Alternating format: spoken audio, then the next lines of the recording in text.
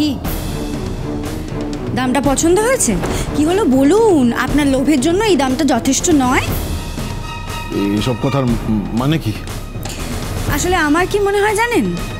আমার মনে হয় বলছি কেন, আমার দৃঢ় বিশ্বাস ওই 1000 কোটি টাকাও না এই বাড়িটার জন্য কম পড়বে। কারণ এই বাড়িটা না প্রাইসলেস। কোটি কোটি টাকা দাম ধরলেও না এই বাড়িটার সঠিক মূল্য ধরা হবে না।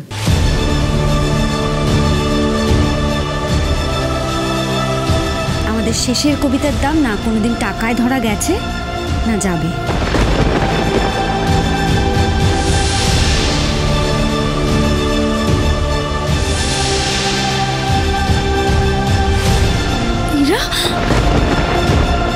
তার মানে সেদিন আমি মন্দিরে ভুল ছিলাম না?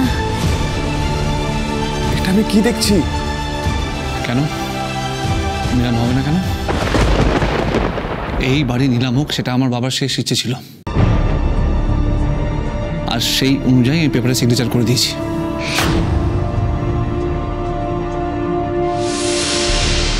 কাকুমনি এখানে নিজের দায়িত্ব পালন করছে, তাছাড়া এতগুলো মানুষ এতক্ষণ ধরে এখানে ওয়েট করছে, দামও ঠিক হয়ে গেছে বাড়ির। এখন আপনি হঠাৎ করে এসে আমাদের আটকানোর কে? মিসেস অনুশ্রী লাহিড়ী। আপনার সব প্রশ্নের উত্তর একটু পরেই সবার সামনে চলে আসবে মিস্টার আকাশ চ্যাটার্জি। কি বলছেন মিস্টার চ্যাটার্জি? অনুশ্রী কে? ও তো আমাদের ইরা, আমাদের ইরা। টামু, ও টামু, তুমি দেখছো? টামু তুমি দেখছো? ইরা, আমাদের ইরা, ইরা বেঁচে আছে, ও ফিরে এসেছে। টামু, আমি তো জানি আমার ইরা বেঁচে আছে। আমি সব সময় কথা বলেছি, সব সময়। আর আজকের দিনে তো ইরাকে আসতেই হতো। এবার আর আমাদের কোনো ভয় নেই। আমাদের বাড়ি, আমাদের শেষের কবিতা আমাদের থেকে কেউ কেড়ে নিতে পারবে না, কেউ না।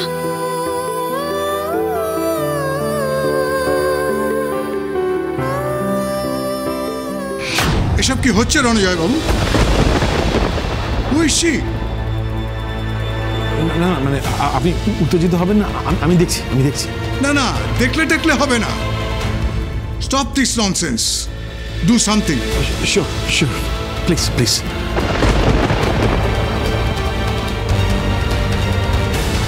আশ্চর্য, আমি তো বুঝতেই পারছি না এই ইরাবতী এখন এই বাড়ি অব্দি পৌঁছলো কি করে? ওকে তো বন্দি করে রেখেছিলাম, তাহলে কেউ পালিয়ে এলো? আমার ঠিক থেকে এতগুলো ছেলের মাঝখান থেকে কি করে পালালো? কি করে সম্ভব এটা? আর ছিলাম তাহলে কি করছে? ছিলামের চোখের সামনে দিয়ে কি? কিচ্ছু মাথার মধ্যে ঢুকছে না আমার। আপনি তো একদম স্ট্যাচু হয়ে গেলেন দেখছি করে কি ভাবছেন বলুন তো? না মিস্টার মিত্তাল, আমি দেখছি। Please calm down. দেখো আকাশ ভাই, না মানে ভাইপো, এই মহিলা যে কে মানে আমি তো ঠিক চিনলাম না।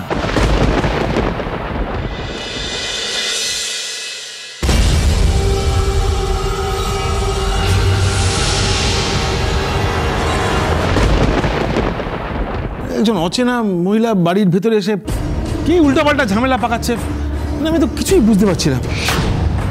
ইনফ্যাক্ট তুমি তো অনেকটা এগিয়ে গেছো, তাই না? এখন বাইরের কারোর কথা শুনে যদি আসল কাজ থেকে ডিফোকাস হয়ে যাও না, সেটা তো উচিত হবে না। তোমার কাজটা তো কমপ্লিট করতে হবে। দেখো একটা কথা বলি, মিস্টার মিত্তাল কিন্তু নামটা দিয়ে দিয়েছেন। হ্যাঁ, এখন বাকি হচ্ছে তোমার কাজটা। তুমি যদি সইটা করে দাও তাহলেই। আর কোথাও কোনো কাগজে কোনো সই হবে না।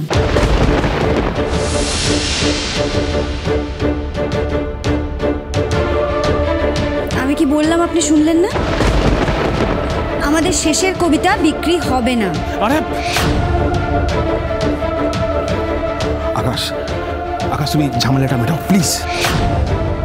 বাড়ি আজই বিক্রি হবে, এখন বিক্রি হবে। এটা আমার বাবার বাড়ি, এটা আমি আগেও বলেছি, আবার বলছি।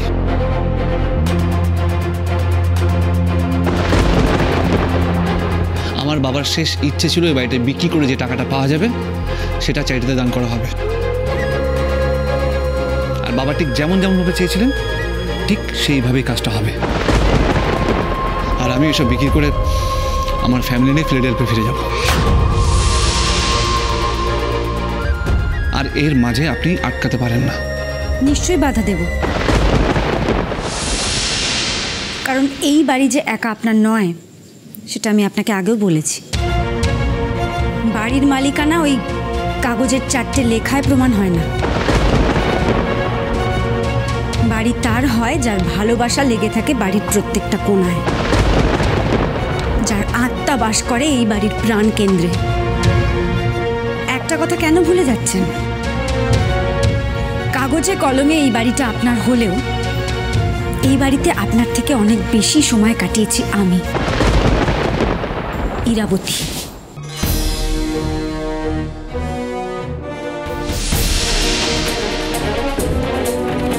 চারপাশে জিজ্ঞেস করে দেখবেন, এখনো না সবাই এই বাড়িটা ইরাবতীর নামেই চেনে। এটা আপনার ভুল ধারণা? এটা আমার ভুল ধারণা না, আপনি একটা সত্যিকে ভুল প্রমাণ করার চেষ্টা করছেন। দেখো ভাইপো, কথা কাটাকাটি করে সময় নষ্ট করার মতো সময় তোমার কাছে নেই, এটা বুঝো। মিস্টার চ্যাটার্জি, আপনি ওনার মন্ত্রণা শোনার আগে আমার কথাগুলো ভালো করে শুনুন। কাগজে কলমের থেকে না অনুভূতির মূল্য অনেক বেশি।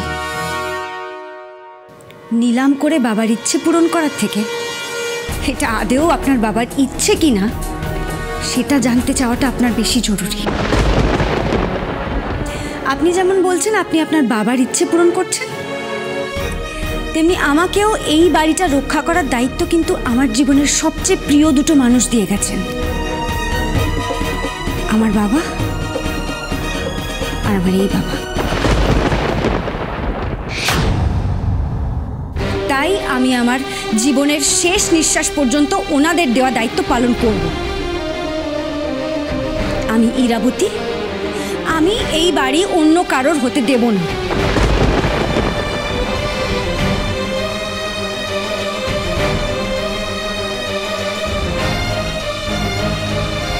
তাহলে আজ এই বাড়ি বাঁচাতে ইরাবতী তার আসল পরিচয় স্বীকার করতে বাধ্য হলো। কি করব বলুন? আপনি যাদেরকে বিশ্বাস করে এই বাড়ির দায়িত্ব তুলে দিতে চলেছেন তাদের আসল চেহারাটা আপনার সামনে আনতে হবে তো। কি বলতে চাইছেন আপনি? একজন অজানা অচেনা লোক এসে বলল সে বাবার ভাই, আর আপনি মেনে নিলেন। সেও বলল যে বাবা নাকি তার সমস্ত প্রপার্টির দায়িত্ব তাকে দিয়ে গেছেন, আপনি সেটাও বিশ্বাস করে নিলেন। আপনি নাকি বিজনেস টাইকুন মিস্টার চ্যাটার্জি, আপনার একটু খটকা লাগলো না? উনি সব প্রমাণ নিয়ে এসেছেন, বাবা সব উইল করে গেছেন। তাই তো বাবা এই কথাটা আপনাকে, স্যান্ডিকে, নীলকে কেন বলে গেলেন না? বাবা মারা যাওয়ার আগে যেই মানুষটা একদিনের জন্য বাবাকে দেখতে এলো না, বাবা মারা যাওয়ার পরে পরেই সে কেন এই বাড়িতে এসে ঢুকলো? ঠিক, একদম ঠিক কথা। এই সব খবর না জেনে, ওনার সম্পর্কে সব সত্যি না জেনে আপনি এগ্রিমেন্টে সাইন করলেন কিভাবে?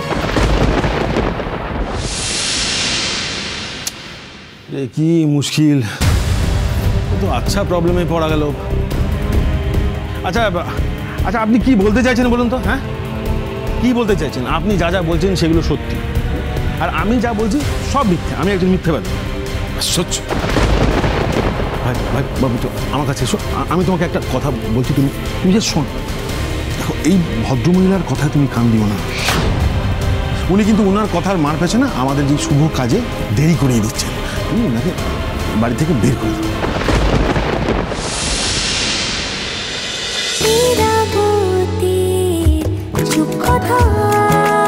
চলো চলো চলো চলো পাল্টাই।